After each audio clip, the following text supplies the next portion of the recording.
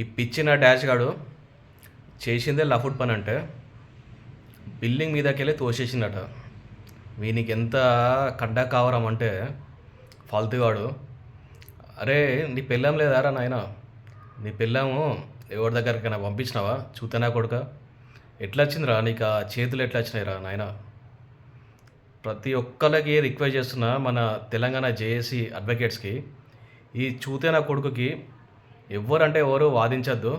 వీడు life long జైల్లో కూర్చొని చిప్పకూడు అంటే చిప్పకూడు తినుకుంటా బతకాలే. వీని మొత్తం జీవితం మొత్తం దేర్ దిమాగ్ సాలే వాళ్ళు దొరికిండు. అంతేకాకుండా హైదరాబాద్లో కూడా మన హిందూ అబ్బాయిల మీద దాడి జరుగుతుంది.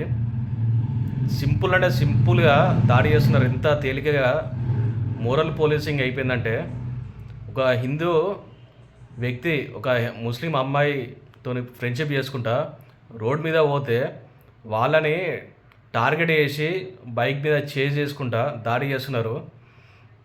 సార్, డీజీపీ సివి ఆనంద్ గారు మరియు సజ్జనర్ గారికి రిక్వెస్ట్, ఇది చాలా అంటే చాలా అరాచకమవుతుంది. హఫీజ్పేట్ నుండి మొదలుకొని టోలీ చౌకి ఓల్డ్ సిటీ మొత్తం ఇదే దందా ఉన్నది. ఈయన చిత్తన కొడుకులకి పనిపాటు ఉన్నది.